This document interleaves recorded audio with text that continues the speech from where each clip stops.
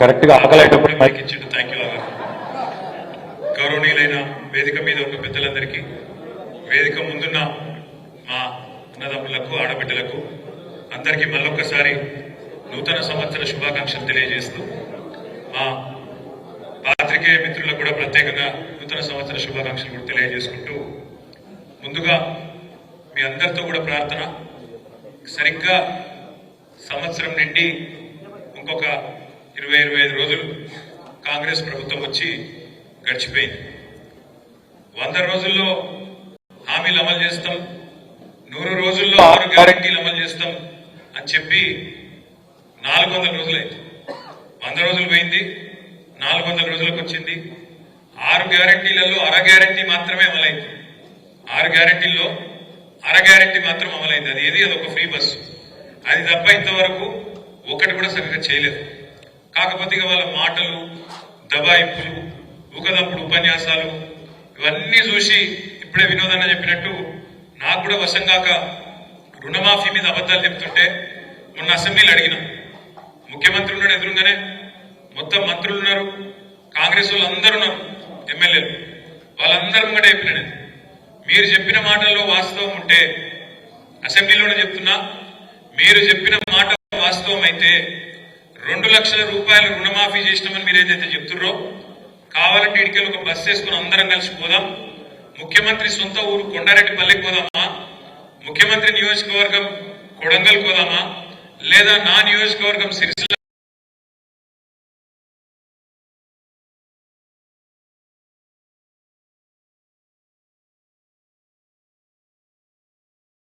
రాజీనామా చేసుడు కాదు, రాజకీయ సన్యాసం తీసుకుని అక్కడికి వెళ్ళండి మీకు అని చెప్పారు. కానీ కాంగ్రెస్ వాళ్ళు పాపం వాళ్ళు బయటనేమో నరుకుతుండ్రు, అసెంబ్లీలో అడిగే వరకు నోరు పడిపోయినట్టు అయిపోయింది. ఏం చెప్పాలి, అటు ఇటు ఇటువంటి చూసారు. వెనకకెళ్ళి పెద్దపల్లి ఎమ్మెల్యే వేసాడు చెంగుమని. పెద్దపల్లి ఎమ్మెల్యే ఉన్నాడు విజయరామనారావు, మా మాజీ ఎమ్మెల్యే మనోహర్ రెడ్డి సాబు ఇక్కడే ఉన్నాడు. విజయరామనారావు లేచాడు, ఆయన ఎందుకు రేషం వచ్చింది లేచాడు, మైక్ తీసుకున్నాడు. ఏం చెప్తాడు నేను అనుకోండి, మీరు రాత్రి తమ్ముంటే పెద్దపల్లికి మా దగ్గర 70% రుణమాఫీ అయింది అన్నాడు. నేను అదే, మీరు సిగ్గులేదురా పోయి, మీకు ముఖ్యమంత్రి 100% అంటాడు, ఎమ్మెల్యే 100 అంటాడు, బయట బ్యాంక్ కూడా చాలా అంటాడు, బయట పోతేనేమో 20% కాలేదు, సిగ్గు ఇచ్చేది లేదు మీకు, కనీసం అబద్ధాలు చెప్పుకుంటున్నారా ట్రైనింగ్ తీసుకొని చిన్న మీరు బేకారున్నారని చెప్పండి. వాళ్ళ వాస్తవం ఏంటంటే వాళ్ళకు పరిపాలన సాధన అయితే లేదు, వాళ్ళకు నడపస్తలేదు, నడపరాక ముఖం బాగాలేక అద్దం బలవుతున్నాడు ఎక్కడికి గట్ల. ఇప్పుడు ఏంది, నాకు నడప సాధన అయితే లేదు, ఏం చేయాలి మరి నేను, రాష్ట్రం పరిస్థితి బాగలేదు అని చెప్పాలి. రాష్ట్రం పరిస్థితి కాదు, నీ నెత్తి బాగలేదు, నెత్తిలో గుజ్జు లేదు, దానికి ఎవడేం చేస్తాడు? నీకు తెలివి లేక, చాతగాక, దద్దమ్మవై అడ్డగోలు హామీలు ఇచ్చి, పనికిమాలిన హామీలు ఇచ్చి, 100 రోజుల డైలాగులు కొట్టి, అఫిడవిట్లను పోజులు కొట్టి, దేవుళ్ళ మీద ఒట్లు పెట్టి, ఏదో పిక్కుతామని ఏదో పెద్ద బిల్డప్ ఇచ్చి వచ్చినావు. వచ్చి వాళ్ళు ఏమైతుంది, చాతన అయితే లేదు, ఏం చేయాలో తెలుస్తలేదు, తెలియక ఇప్పుడు ఇక్కడికి వస్తుంటే ఇక్కడ చూసిన బయట మనం కరెక్ట్ గా మన ఆఫీస్ ఎదురుగా టెంట్ వేసుకున్నాం. ఎవరు, సర్వశిక్ష అభియాన్ ఉద్యోగులందరూ టెంట్ వేసుకున్నారు. నేను అడిగితే వాళ్ళు ఏందమ్మా ఏమైందని, ఏం లేదు సార్, ఈ రేవంత్ రెడ్డి సరిగ్గా నవంబర్ 23లో మా దగ్గరకు వచ్చిండు సార్, వచ్చి ఏం చెప్పిండు, మీరు ఛాయ్ తాగే లోపల ముఖ్యమంత్రి అనేటోడు అనుకుంటే ఛాయ్ తాగే లోపల మీ సమస్య పరిష్కారం చేయొచ్చు, ఛాయ్ తాగే లోపల గవర్నమెంట్ ఆర్డర్ ఇచ్చి పంపించచ్చు, ఏముందమ్మా మీ సమస్య అని చెప్పిండు. చెప్పుడే కాదు, నన్ను గెలిపియండి, నేను పిలుచుకుంటా, ఛాయ్ తాగిపిస్తా, ఛాయ్ తాగే లోపల జీవో ఇచ్చి పంపిస్తా అని చెప్పిండన్న. మరి ఆయనకు ఛాయ్ పత్తి దొరుకుతలేదా, పాలు దొరుకుతలేవా, నీళ్లు దొరుకుతలేవా, ఏం దొరుకుతలేదో మాకు అర్థం కాక టెంట్ వేసుకొని కూర్చున్నాం అన్నారు. ఛాయ్ పత్తు మరి చక్కెరను అదేదో లేకపోతే మనం పంపిస్తాం. 22,000 మంది వాళ్ళు ఎదురు చూస్తారు. ఆడబిడ్డలకు చెప్పిండు, కేసీఆర్ ₹1,00,000 ఇస్తాడు, నేను తులం బంగారం ఇస్తాను. మరి ఇప్పుడు బంగారం చేపలు దిగుతలేదా, అయినాడు పుడతలేదా బంగారం, తులం బంగారం దొరకలేదా? సంవత్సరం అయిపోయి ఎన్ని లెగ్గాలైనా 4-5 లక్షల పెళ్లిలైనాయి, ఒక్కలగా నచ్చిందా? రాలే.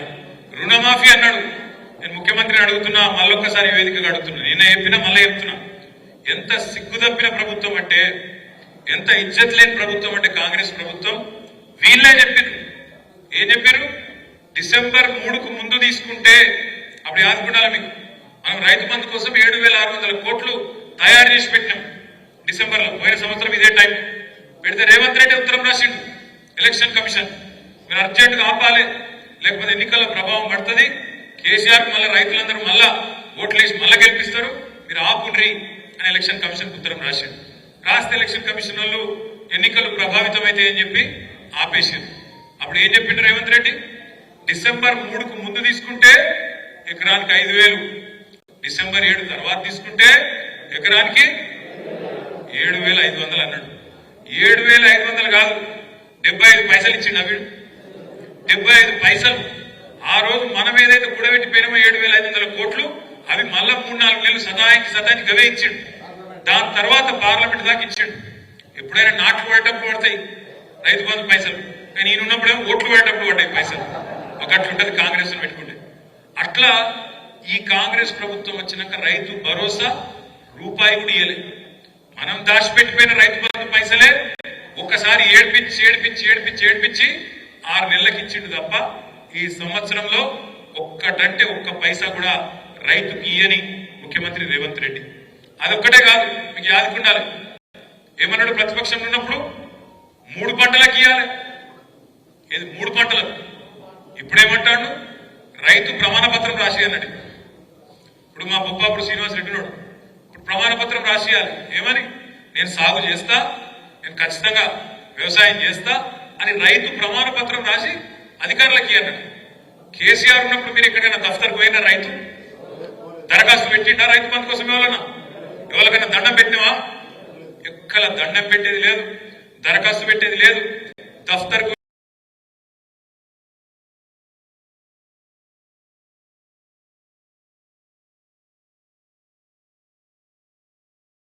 కోట్ల రూపాయలు రైతుల ఖాతాల్లో జమ చేసిన నాయకుడు కేసీఆర్ గారు.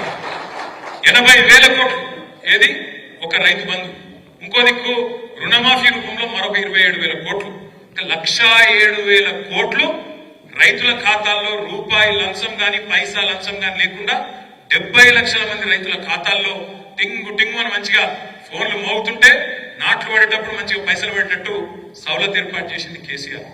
ఇవాళ రేవంత్ రెడ్డి ప్రభుత్వం 3 పంటలకు రైతు బంధు వేయాలని చెప్పిన రేవంత్ రెడ్డి, డిసెంబర్ 3 తర్వాత అయితే ఎకరానికి 7,500 ఇస్తానని చెప్పిన రేవంత్ రెడ్డి ఏకకాలంలో 2 లక్షల రుణమాఫీ చేస్తాడు. యాదికుందా మీకు? కేసీఆర్ గారు 1,00,000 రూపాయలు రుణమాఫీ చేసిండు. ఆయన అనుకుంటాడు రైతులందరూ నాకే ఓట్లు ఇస్తారని.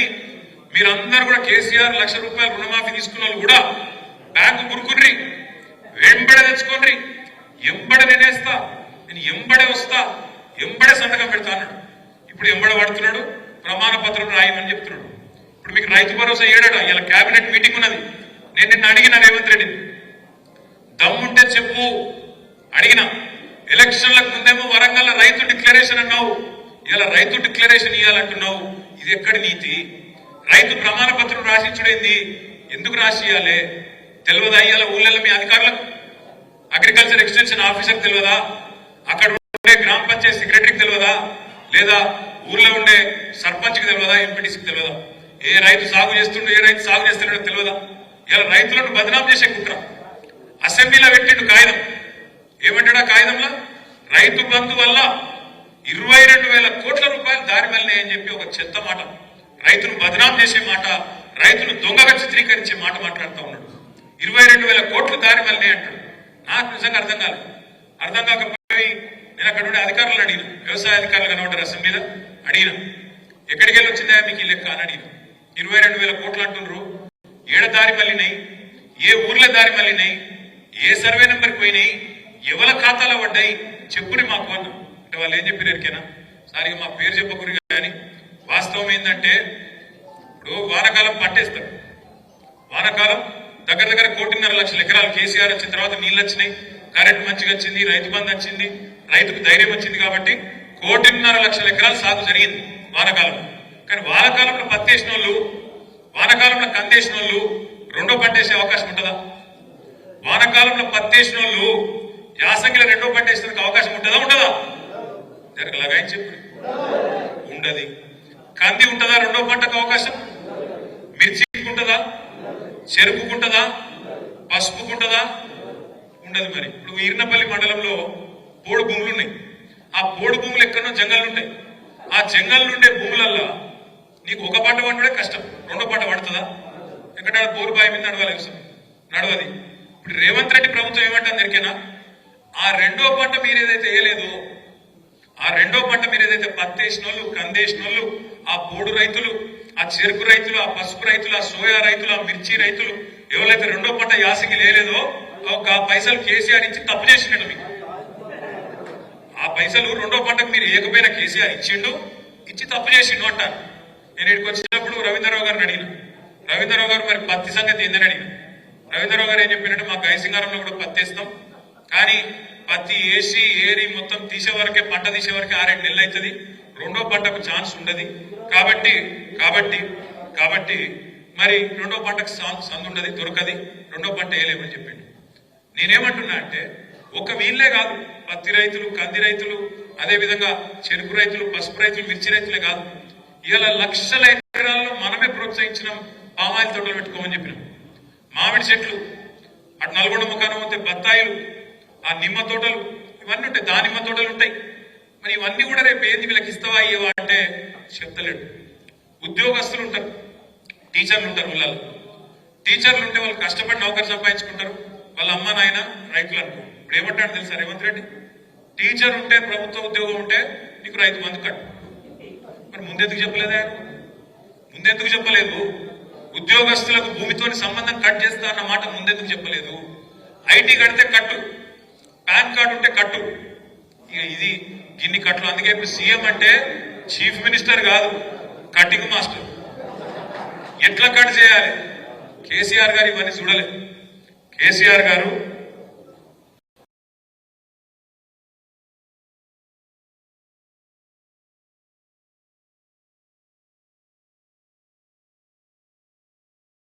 నీళ్లు తేవాలి, గోదావరి నీళ్ళని తేవాలి, కృష్ణ నీళ్ళని తేవాలి, సిరిసిల్ల లెక్క, మన వేములవాడ లెక్క, మన మానకొండూరు లెక్క, ఈ హుస్నాబాద్ లెక్క ఈ ప్రాంతం మొత్తం కూడా కరువు ప్రాంతంగా, మెట్ట ప్రాంతంగా పేరుపడ్డది. ఈ ప్రాంతంలో నీళ్లు తెచ్చి సస్యశ్యామలం చేయాలనుకున్నాడు. నేను ప్రామిస్ చెప్తున్న, సిరిసిల్లకు వచ్చిన ప్రతిసారి నేను మొదలు చూసేది ఏంటంటే ఆ తంగలపల్లి వాక్ కింద నీళ్లు ఉన్నాయా లేవా అని చూస్తా. మన ప్రభుత్వం పోయినాక ఒక 6-7 నెలల పాటు మాత్రం చూస్తే బాధ అనిపించేది. వచ్చిపోయేటప్పుడల్లా ఎండిపోయినట్టు మళ్ళీ ఎప్పటి లెక్క ఎండిపోయి మొత్తం మళ్ళీ ఎడారి లెక్క వాగు బాగా చండాలంగా ఉంటుండే. కానీ మళ్ళొక్కసారి నీళ్ళు వచ్చినాయంటే కేసీఆర్ పుణ్యం, కాళేశ్వరం పుణ్యం. సిరిసిల్ల ప్రాంతంలో, రాజన్న సిరిసిల్ల జిల్లాలో ఇవాళ నీళ్లు దుంకుతున్నాయంటే ఖచ్చితంగా గోదావరి జలాలు ఇక్కడ దాకా వచ్చినాయంటే అది కాళేశ్వరం పుణ్యం. కానీ ఆ కాళేశ్వరాన్ని కూడా ఎన్ని రకాలుగా బదనాం చేసినా మీకు యాదుకున్నారు. కాళేశ్వరంలో 1,00,000 కోట్లు కొట్టుకుపోయినాయి. మేడిగడ్డలో పర్రె పడ్డది, పర్రె మేడిగడ్డ బరాజు కొడలే, నీ పుర్రె కొట్టదు. ఇలా పుర్రెలు చక్కగా లేవు. ఆ పర్రె పడ్డదని చెప్పి దానికి రాహుల్ గాంధీని తీసుకొచ్చి పర్రె చూడుర్రి చూడుర్రి దానికి ఫోటోలు కొట్టేది అంతర్జాతీయ ఏదో అయిపోయింది. ఏమైంది మరి? ఆడ భూకంపం వచ్చినా తట్టుకున్నది కదా, కాళేశ్వరం బరాజు తట్టుకోలేదా? మొన్న భూకంపం వచ్చింది అక్కడ మేడిగడ్డ కాడ, ములుగు జిల్లాల కింద సమ్మక్క సారక్క బ్యారేజ్ కాడ భూకంపం వస్తే కూడా 5.3 రిక్టర్ స్కేల్ మీద నమోదైతే కూడా ఏం కాలే. 28 లక్షల క్యూసెక్ల వరద వస్తే కూడా మేడిగడ్డ బరాజ్ ఏం కాలే. నాకైతే ఒక అనుమానం ఉంది, పక్కా చెప్తున్నా, ఇదివరకు చెప్పినా మళ్ళీ చెప్తున్నా. ఆ రోజు కూడా ఏదో ఇల్లే చేసిర్రు అందరూ. ఆ రోజు కూడా ఖచ్చితంగా దాన్ని ఏమో చేసిండ్రు. ఇలా కొంతమంది అక్కడోళ్ళు ఇక్కడోళ్ళు ఉన్నారు అలా ఆ పార్టీలో. ఇప్పుడు కూడా ఎట్లన్నా చేసి కొట్టుకపోవాలని చూస్తారు. ఎట్లన్నా చేసి కొట్టుకపోవాలి, కేసీఆర్ చెడ్డ పేరు రావాలి. మళ్ళీ లేకపోతే సంవత్సరం అయింది, ఎలక్షన్లన్నీ నడిచిపోయినాయి, చేయాల్సిన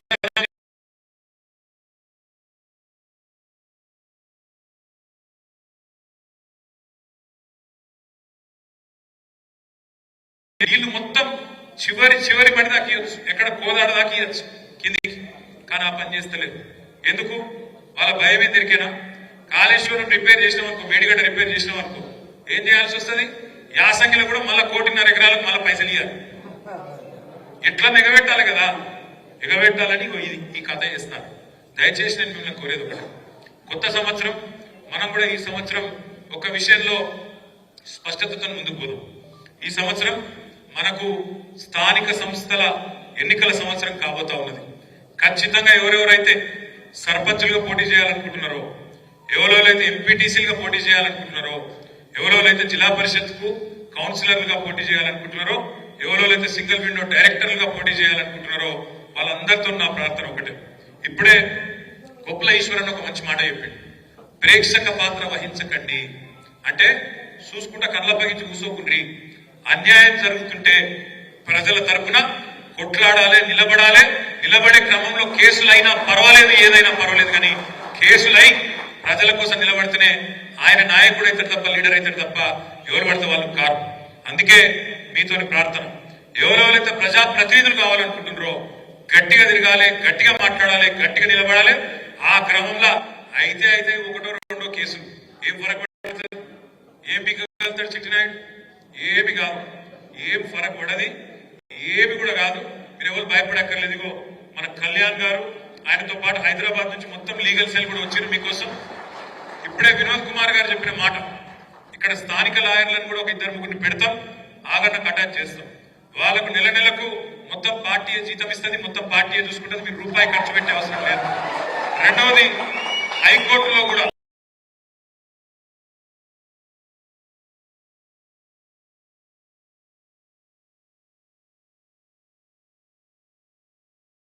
దావా వేస్తాం, కొట్లాడతాం.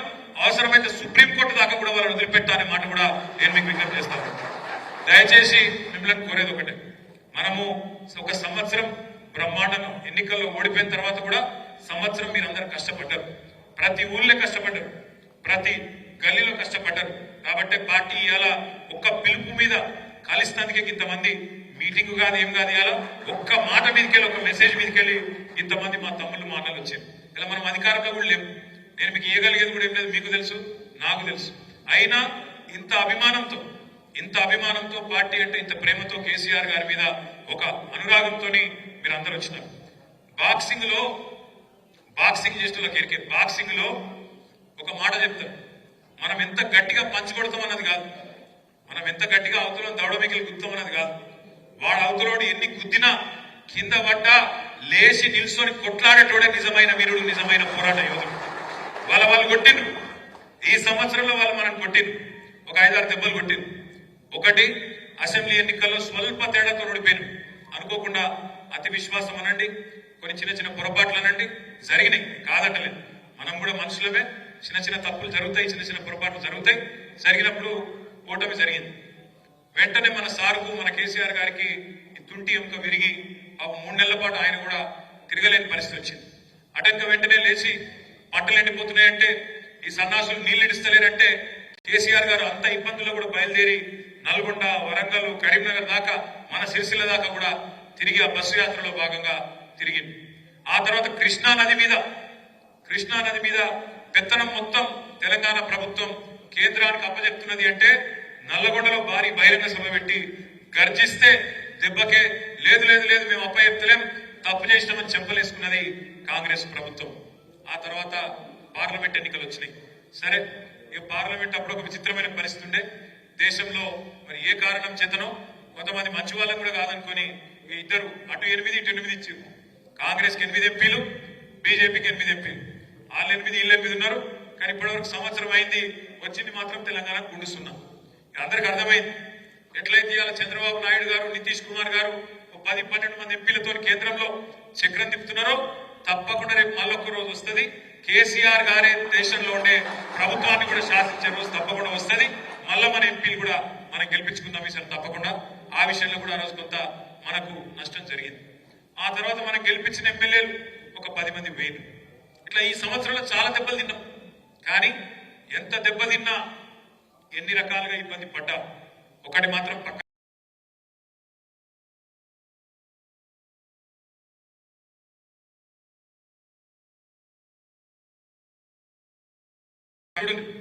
ఒక్క రోజున కేసీఆర్ జపం లేకుండా ఒక్క స్పీచ్ ఉంటుందా? కేసీఆర్ పేరు తీయకుండా, బీఆర్ఎస్ సోషల్ మీడియా తిట్టకుండా ఒక్క ఉపన్యాసం ఉన్నదా ముఖ్యమంత్రిది? ఏడవైనా ఒకటే ఏడుపు, ఎక్కడ పోయినా ఒకటే ఏడుపు, ఒకటే రాగం. ముఖం బాగలేక అద్దం పలగొట్టుకున్నట్టు నడపశాత కాక రాష్ట్రాన్ని, ప్రభుత్వాన్ని పనికిమాల మాటలు మాట్లాడుతున్నాడు. ఎంత పచ్చి అబద్ధాల కోరు ఈ ముఖ్యమంత్రి అంటే, నిన్న మాట్లాడిన మాట ఒక్క నిమిషంలో మీకు చెప్తా, మీకు అర్థమవుతుంది. ముఖ్యమంత్రి అంటోడు ఒక రాష్ట్రానికి పెద్ద మనిషి. ఆ పదవిలో కూర్చున్నాక రాష్ట్రం మొత్తం నాది అని మాట్లాడాలి. ఈ రాష్ట్రం మంచిగున్నది, ఇంకా మంచిగా చేస్తా అని చెప్పాలి. ఏమైనా లోపల చిరిగిపోయిన పని వేసుకున్నా మీదికెళ్ళి మాత్రం మంచంగా వేసుకుని మంచిగానే ఉన్నా అని చెప్పాలి.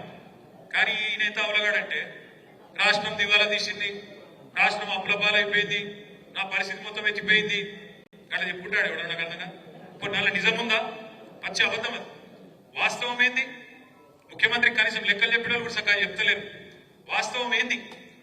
తెలంగాణ ఏర్పడిన నాడు 2014లో కాంగ్రెస్ ప్రభుత్వం మనకు అప్పచెప్పిన నాడు, ఏది ప్రభుత్వాన్ని మనకు అప్పచెప్పిన నాడు 369 కోట్ల రెవెన్యూ మిగులుతోని మనకు అప్పచెప్పిన, రెవెన్యూ సర్ప్లస్ తోని మనకు అప్పచెప్పిన.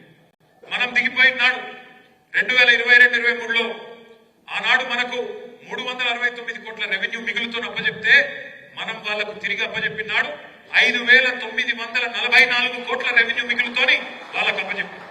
రెవెన్యూ మిగులు అంటే ఏంది మీకు అర్థమయ్యే భాషలో చెప్తాం. ఇప్పుడు రాష్ట్ర ప్రభుత్వానికి రాబడి ఉంటది, ఆదాయం ఉంటది, ఖర్చు ఉంటది. రెవెన్యూ రిసీట్ అంటారు, రెవెన్యూ ఎక్స్పెండిచర్. ఆదాయం ఖర్చు. ఆదాయం ఖర్చు కంటే ఎక్కువ ఉంటే మిగులు ఉంటుంది, రెవెన్యూ మిగులు.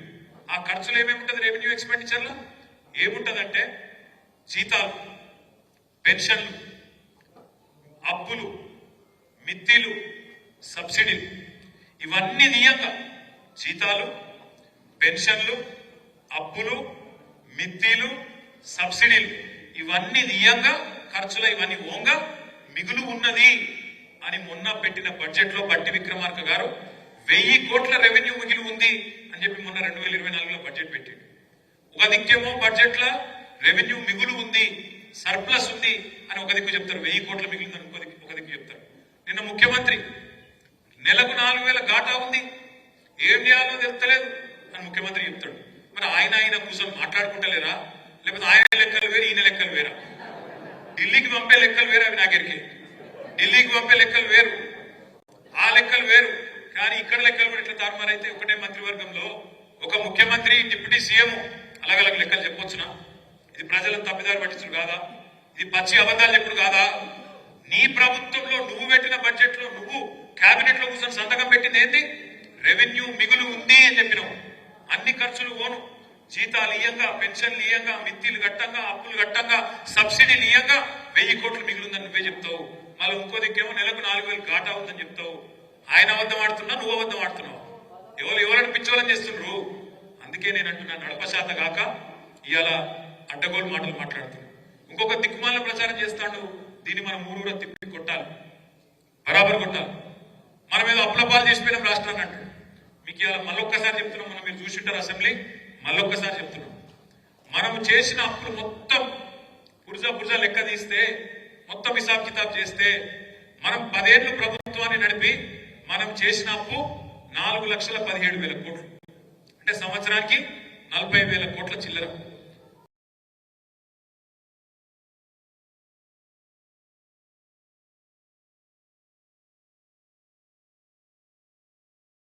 $37,000 కోట్లు.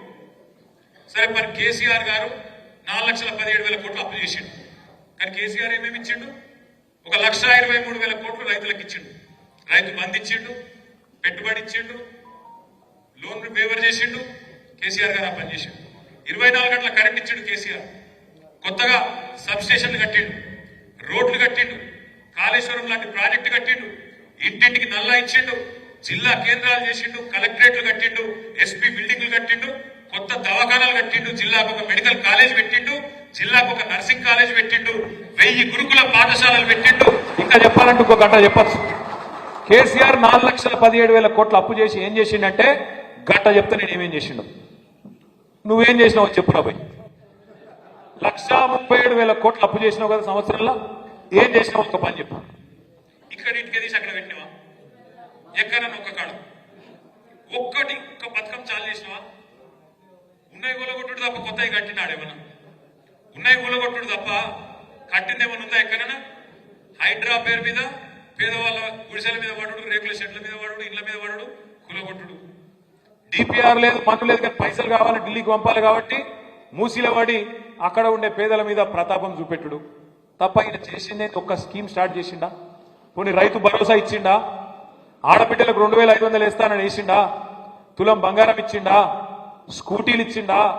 10 లక్షలు 15 లక్షలు ఇస్తా చదువుకున్న పిల్లగాళ్ళకి అన్నాడు, ఇచ్చిండా? ఎవ్వలకు ఒక రూపాయి ఒక ఇల్లు ఇచ్చిన అప్పని? ఇందిరమ్మిల్లు లాంటివి ఉన్న ఇల్లే కూలగొడుతుంది. ఆయనతో ఉన్న ఇల్లే కూలగొట్టి కలర్లు మార్చుడు వేరు, ఊసరవెల్లి కంటే వేగంగా కలర్లు మారుస్తుండు. కానీ నేనేమంటున్నా అంటే ఒక్క కొత్త పథకం లేదు, ఒక్క ఇటుక కట్టి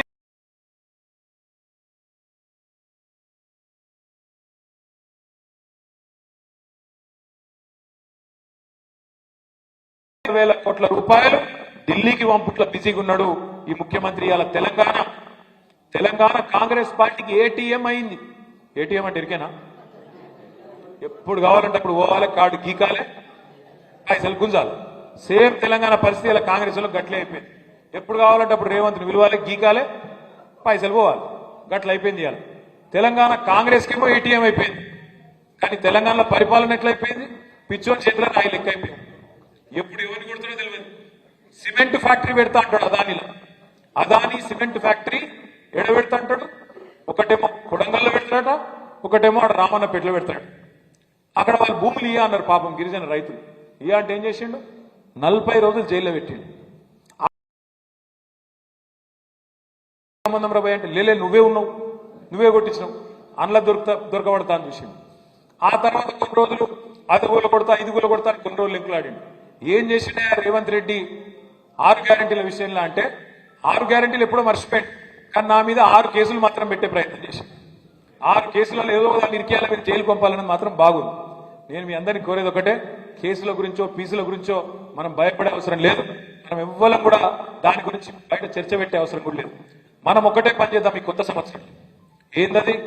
ఆయన కేసుల గురించి మాట్లాడని, మనం రైతుల గురించి మాట్లాడదాం, మనం ప్రజల గురించి మాట్లాడదాం, రైతు భరోసా గురించి మాట్లాడదాం.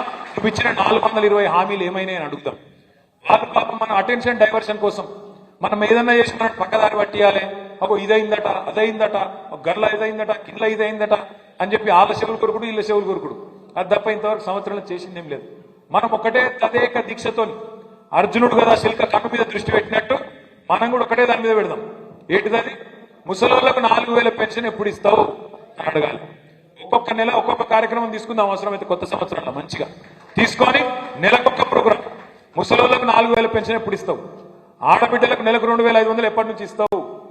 స్కూటీలు ఎప్పటి నుంచి ఇస్తావు? పిల్లగాళ్లకు ఫీజు రీయింబర్స్మెంట్ ఎప్పుడు ఇస్తావు అని చెప్పి నెలకొక్క ప్రోగ్రాం పెట్టుకుందాం. మంచిగా ఈ కొత్త సంవత్సరం 12 నెలల పాటు ఉక్కిరి బిక్కిరి వాళ్ళకు ఊపిరాడకుండా చేసే బాధ్యత ప్రధాన ప్రతిపక్షంగా ఈ గులాబీ దండుదే, గులాబీ సైనికులదే అనే మాట నేను విజ్ఞప్తి చేస్తున్నాను. అదేవిధంగా చాలా మంది మా అన్నదమ్ములు అడుగుతారు, అన్న మనం కూడా కొత్త కమిటీలు వేసుకోవాలన్న. తప్పకుండా నేను ఈ సంవత్సరం మీ అందరికి మాటిస్తున్నా, తొందరలో సభ్యత్వ నమోదు కార్యక్రమం కూడా స్టార్ట్ చేసుకుందాం. మంచిగా బూత్ కమిటీ నుంచి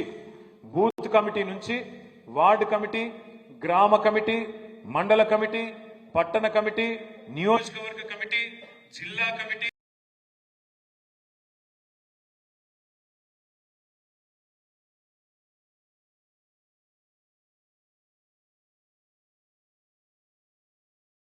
జిల్లాలలో శిక్షణ కార్యక్రమాలు కూడా పెట్టుకుందాం.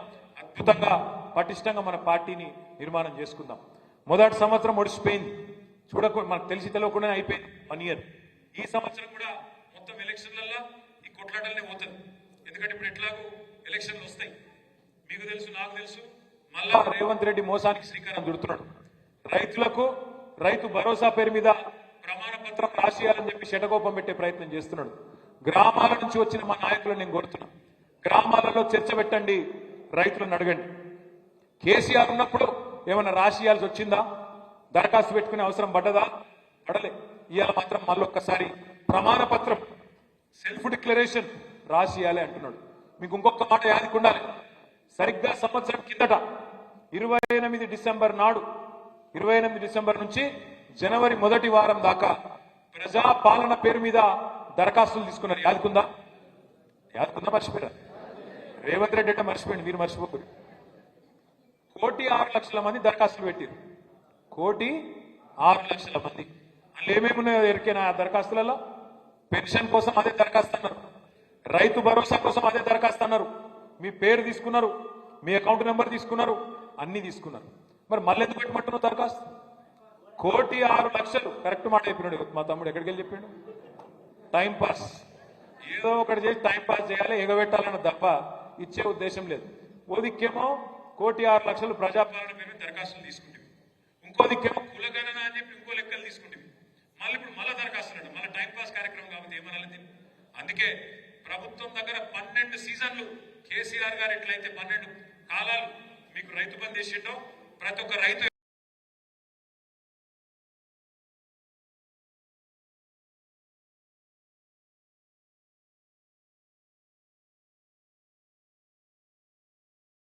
ఎన్నికలకు ముందు ఏమన్నాడు, 22 లక్షల మంది కౌలు రైతులు ఉన్నారు తెలంగాణలో, వాళ్ళందరూ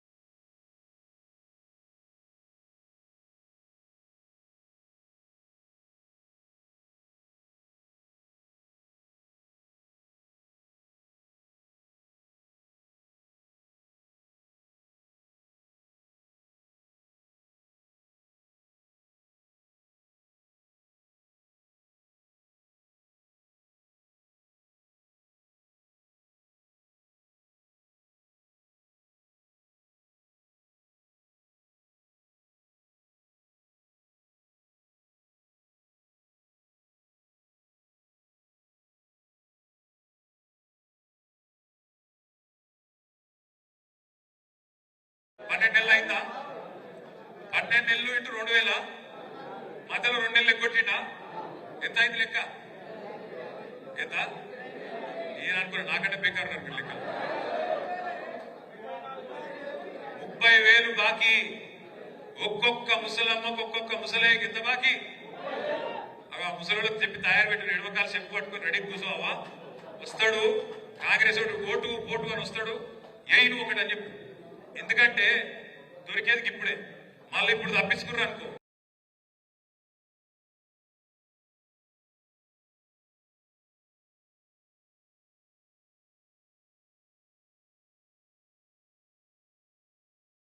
మళ్ళీ. ఆడోళ్ళకి ఫ్రీ అంట, మొగోళ్ళకి డబల్ అంట. ఏం పడిందన్న, ఆడోళ్ళకి ఫ్రీ మళ్ళీ భర్తలకు డబల్. ఏమున్నా చెప్పిగా ఈ కిసలకి వెళ్ళిపోతుంది, ఈ కిసలకి వెళ్ళిపోతుంది, అంత రేటు కదే కదా అక్కడుంటారు కదా కాంగ్రెస్. అందుకే చెప్తున్నా, అరిచేతుల స్వర్గం చూపెట్టేటోళ్ళు ఎవరిని నమ్మద్దు.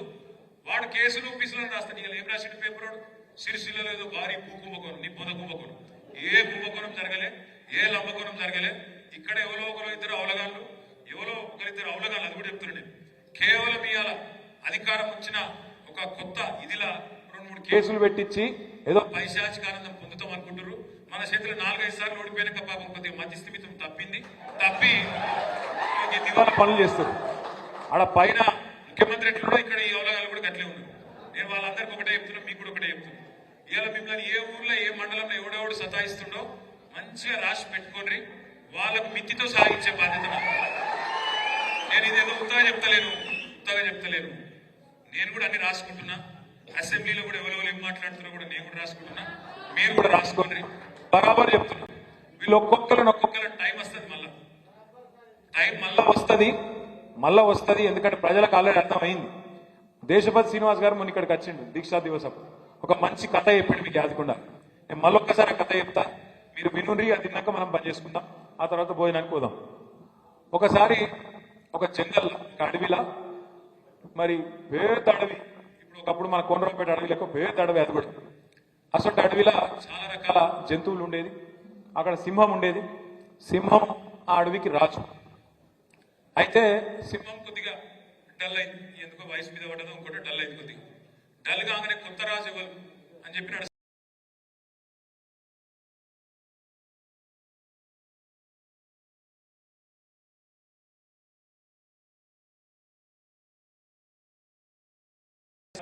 నీళ్ళు రంగు పెడతారు. ఆ నీళ్ళు రంగు తోటి పెద్ద బకెట్ ఉండేనాడు. ఆయన నక్కవై బకెట్లో పడ్డది.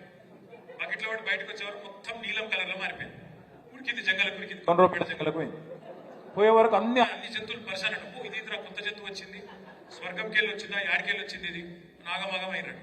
అయినాక వాడు అప్పుడు నక్కకు అర్థమైంది, అబ్బా ఇది కథ మంచిగానే ఉంది, నేను కొత్త కనబడుతున్నా వీళ్ళందరికీ.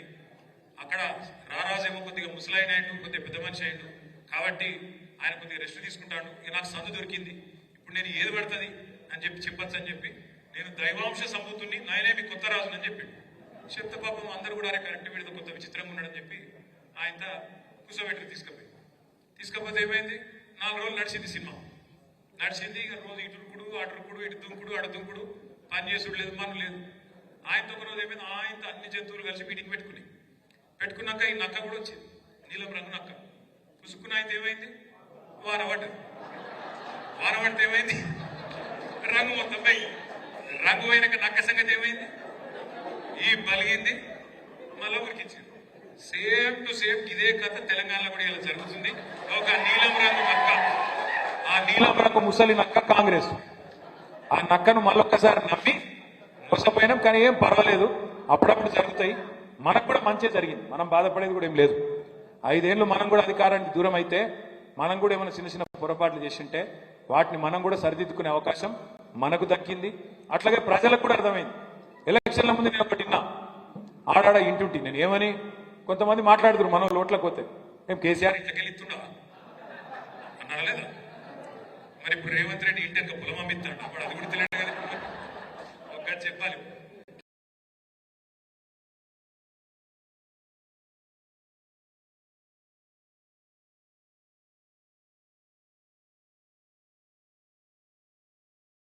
నష్టం కాకుండా చూసుకున్న మాట వాస్తవమా కాదా ఒక్కసారి గట్టిగా సప్పట్లతో మన నాయకుడు కేసీఆర్ గారికి ధన్యవాదాలు చెప్పాలి. ఒక గట్ల చూసుకున్నాడు కేసీఆర్. మరి ఇప్పుడు వీళ్ళ సంగతి మీకు కనబడుతూనే ఉంది. నక్క నిజరూపం బయటపడ్డట్టు కాంగ్రెస్ అనే ముసలి నక్క నిజరూపం బయటపడ్డది. ప్రజలు కూడా మమ్మల్ని అడుగుతారు. నిన్న నా దగ్గరికి ఒక జంట అమెరికాకి వెళ్ళి వచ్చారు. అమెరికాలో వాషింగ్టన్ డీసీలు ఉంటారు వాళ్ళు, పిల్లలు తీసుకొని సెలవులకు వచ్చారు డిసెంబర్లో. కలిసిపోతాం, ఫోటో దిగిపోతామని వచ్చారు హైదరాబాద్. వచ్చినాక మాట్లాడుకుంటా ఆ అమ్మాయిది మన చొప్పదండి కాన్స్టిట్యున్సీ మల్యాలు ఉన్నాడు. అన్న బాగున్నారా, అంత పాత కరీంనగర్లు ఎట్లున్నారు, అట్లా ఇట్లా అని మాట్లాడుతుంది అమ్మాయి. నల్గొండ పిల్లగాన్ని చేసుకున్నది, పిల్లలకి అమెరికా వాళ్ళు అక్కడనే పుట్టిరు, అన్నీ పెరుగుతాను. ఆ అమ్మాయి అంటాను, అన్న వాస్తవం చెప్తున్నానే, నిజంగా బాధ అనిపిస్తుంది, ఈ సంవత్సరం చూస్తేనే ఇట్లా అనిపిస్తుంది, ఎట్లా పిచ్చోని చేతులు రాయిపోయినట్టుంది తెలంగాణ అనుకుంటే ఏమంటాను తెలుసా నన్ను. పాప అమ్మాయి అమాయకంగా అడిగింది, అన్న ఏం చేయరాదా, ఏం చేయాలని నేనన్నా, ఏం చేయాలమ్మా నేనన్నా, ఏం చేయరాదా, ఏమన్నా చేసి ఏం చేయరాదు తల్లి ఇంకో 4 ఏళ్ళు. ఎందుకంటే ఒక ఓటు తప్పు, ఒక ఓటుకు శిక్ష, ఒక తప్పు ఓటు వేస్తే శిక్ష ఎంత 5 ఏళ్ళు. అందుకే నేను మిమ్మల్ని కోరేది, జెడ్పీటీసీ ఎంపీటీసీ సర్పంచ్ ఎన్నికల్లో కూడా ఆ రోజు ఎమ్మెల్యే ఎన్నికలైన తప్పు ఈసారి కాకుండా చూసుకునే బాధ్యత మీది, నాది, మనందరిది. పార్టీ మీకు సంపూర్ణంగా అండగా ఉంటుంది. ఎవరెవరైతే కొట్లాడతారో వాళ్ళకు అన్ని రకాల సహకారం, వాళ్ళకు అన్ని రకాల పూర్తి బ్యాకప్ నేనుంటా, సహకారంగా నేను నిలబడతా. సిరిసిల్లలో గ్రామాన, మన సిరిసిల్ల జిల్లాలో గ్రామాన గులాబీ జెండా ఎగిరేటట్టు చూసుకోవాల్సిన బాధ్యత మనందరిది. తప్పకుండా కలిసికట్టుగా కదం దొక్కుదాం. నీరసపడే అవసరం లేదు, కేసులకు భయపడే అవసరం అంతకంటే లేదు. మీరు టీవీలు చూసి పేపర్లు చూసి వాడు తాటికాయంత అక్షరాలతో రాయంగానే మీరు ఆగం కాకుర్రి. సోషల్ మీడియాలో ఈ మధ్యన కొన్ని నిజాలు వస్తున్నాయి, అవి చూడున్నారు అప్పుడప్పుడు. పేపర్ వాళ్ళని చూసి మీరు ఆగం కాకురు. పేపర్ వాళ్ళని ఏమంటలేను, మీరు ఆయన నన్నేమని అనుకునేది, మీరేం చేయలేరు, మీ యాజమాన్యాలు గట్లున్నాయి, మీరేం చేయలేరు. కానీ మా విలేకరు సోదరులను నేను అంటలేను. మీరంటే గౌరవం ఉంది. ఉద్యమంలో మాత్రం కలిసి పని చేసిన వాళ్ళు సీరియస్గా చూడొస్తాం. వాళ్ళు పైన మాత్రం ఏందో సిరిసిల్లలో కుంభకోణం లంబకోణం ఏ కుంభకోణం మనం చేయలే, ఏ తప్పు చేయలే, ఏ గాడిది కొడుకు మనం పీకేది కూడా ఏం లేదు, అది కూడా చెప్తున్నా. కాబట్టి తప్పకుండా మీకు అండగా నేనున్నా, మన జిల్లా పార్టీ ఉన్నది, రాష్ట్ర పార్టీ ఉన్నది, న్యాయవాదుల బృందం ఉన్నది, కింద న్యాయస్థానం ఉంది, పైన దేవుడు ఉన్నాడు. తప్పకుండా న్యాయం జరుగుతుంది. ఒక్కొక్కరి సంగతి మళ్ళా చూసుకుందాం.